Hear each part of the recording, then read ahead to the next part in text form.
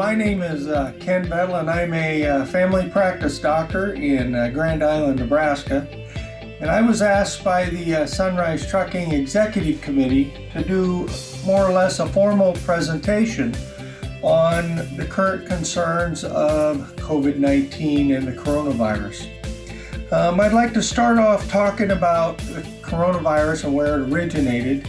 And a lot of people think it originated sometime in the early 1900s. Probably it came out of China and originally occurred in bats.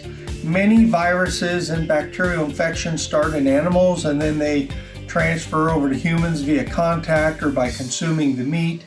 But that's where we believe it originated. So the coronavirus has been around for probably close to 100 years. But recently, a new strain of coronavirus existed, and that strain has gone by many names, but most of it know it as COVID-19.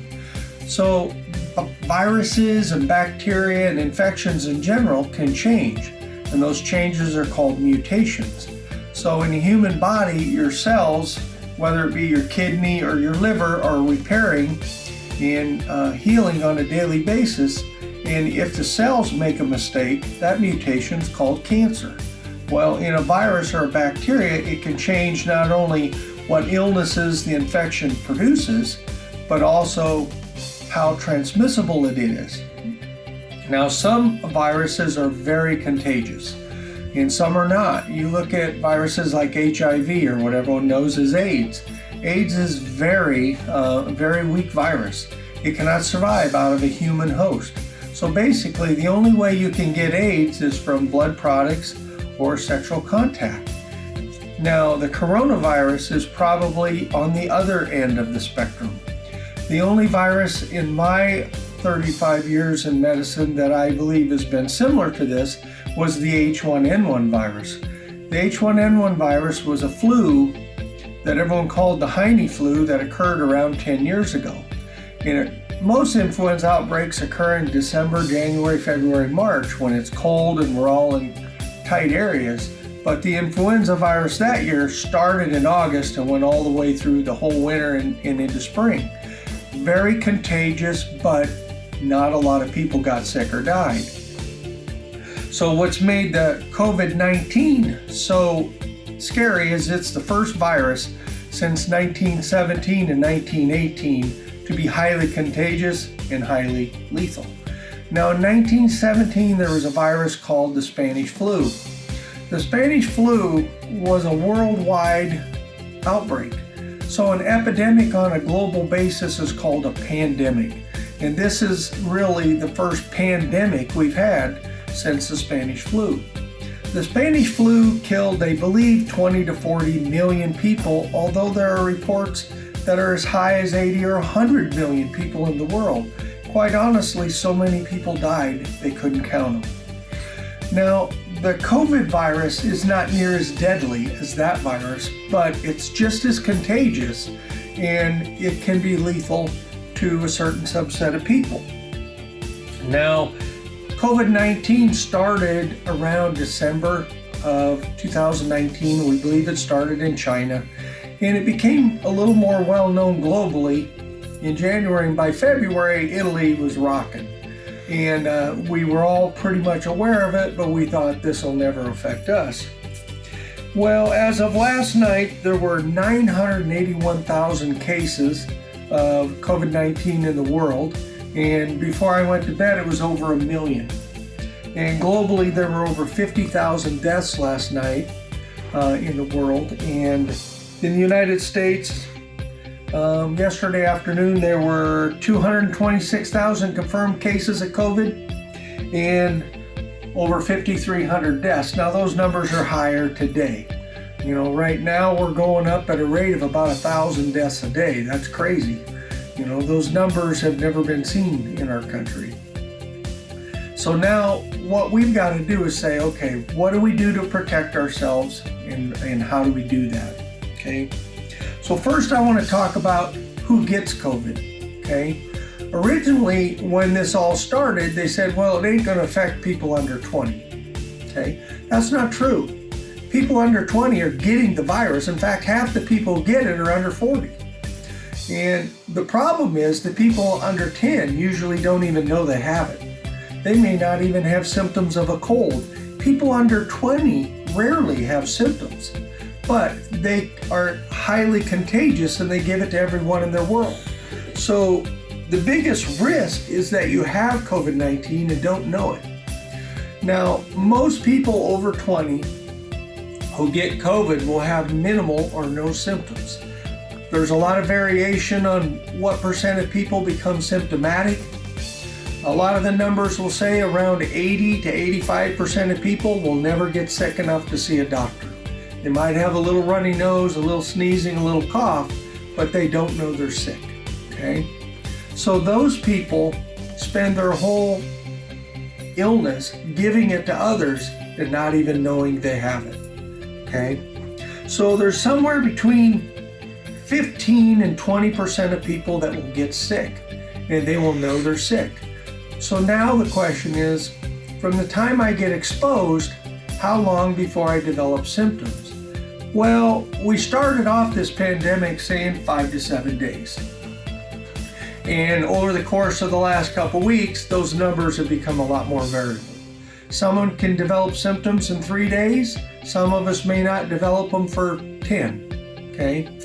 But the part is, it's most contagious during the early phases of the illness when you're giving it to everybody in your world and don't know you're sick. So that's why it's spreading so much, okay? So now the question is, who dies from this illness, okay? If you watch the TV, they will repeatedly say people over 65, people with lung disease like COPD, asthma, people with underlying health problems like diabetes, or seizure disorder, or paraplegic, or people who have other illnesses that make them wheelchair or bed bound. So the question is, what do you do to protect yourself? You know, I tell my diabetics right now, if you're ever going to take your meds and try to follow a diet, now's the time. You know, if you didn't control your diabetes a year ago, the consequences weren't that immediate. But if you get COVID-19 and your diabetes isn't as well controlled as it could be, the consequences may be devastating, okay? So I tell my patients, number one, if you are currently vaping, now's a great time to consider stopping. Number two, if you're smoking, if you can't quit, try to smoke less, cut down. For the people that are using recreational drugs like marijuana and meth, God only knows what that's going to do. I mean, I would imagine the lethality of COVID-19 infection after smoking street drugs is going to be through the roof. And I think there will be a high percentage of them that probably will die.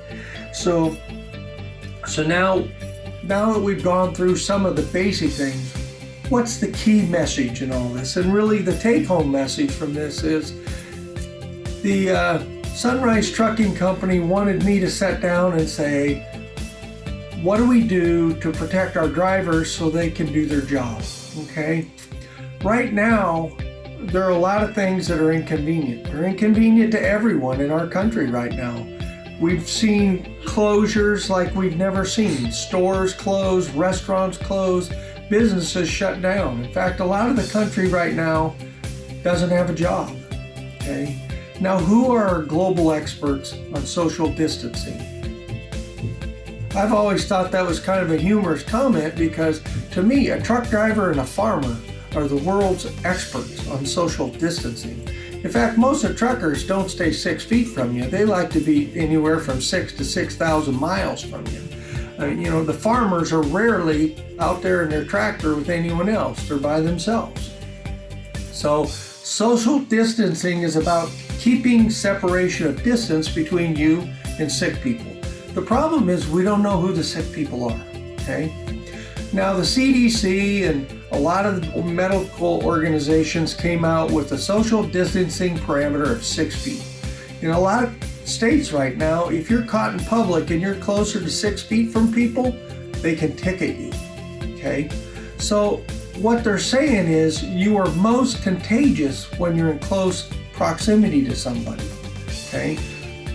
Now, yeah, if you cough on them or you sneeze on them, you may be able to transmit that virus from a much greater distance, maybe 10, 15, or even 25 feet, okay?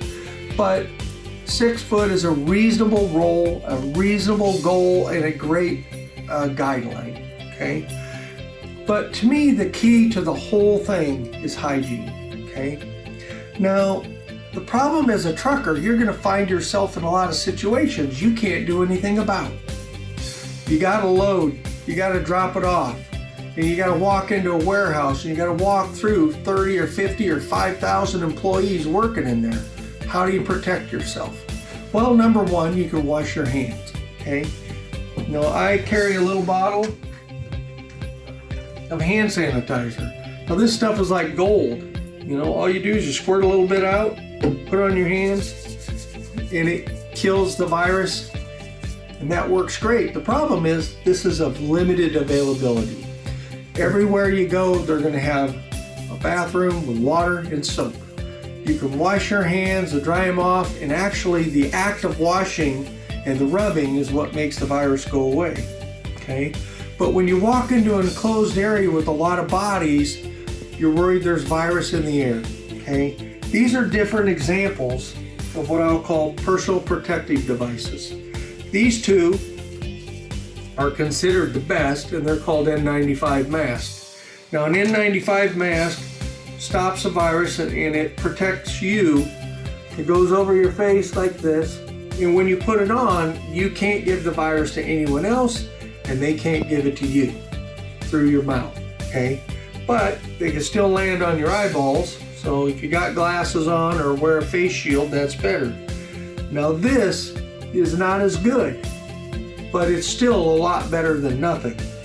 And for people who can't find these, because even doctors and nurses in hospitals are struggling to find these, and you don't have to watch TV very long to figure out that there's limited availability. So a lot of people are sewing their own. You can sew just a regular one, you can have a little fun with it, but these are a lot better than nothing. And it's a lot easier to put them on and off your face if you got the rubber bands and put it around your ears. And what that does is it limits breathing in the particles, and it limits you coughing and giving them to other people. So if I'm a trucker and I have to walk into an environment where I think I may be compromised and I'm worried about it, those are some ways you can protect yourself. But to me, the most important message out there is you're in charge of your own world, okay? I can't get in your truck and clean your truck every time you get in and out of a place, when you drop off a load, pick up a load, go do paperwork, pick up paperwork, whatever you're doing. So I think although we can try to help, probably the key message in the whole thing is to try to clean your door handles of your semi, wipe off your steering wheel, maybe wipe your dash, your console, and your chair where you go in and out. And be sensitive that although you may not be worried about COVID-19, there's somebody out there that has underlying lung disease, or maybe he's on cancer drugs and chemo, or maybe he's immunocompromised from some other disease that he's terrified. So even though you may not be worried about it, he is or she is. So be respectful of those other people's health concerns, and just wash your hands, try not to cough on them, do your social distancing. And also when you go to and from offices, understand that the office personnel have to take steps to protect themselves and you, which may be inconvenient. And they're doing this to try to make it so the truckers for this company can continue to do their job. Because right now, if the trucks ain't rolling, we're not delivering products. And quite honestly, we need all the help we can get getting all the medical supplies and all the food distributed across this country. So thank you for your time, and if you have further questions, down the road we may do a follow-up.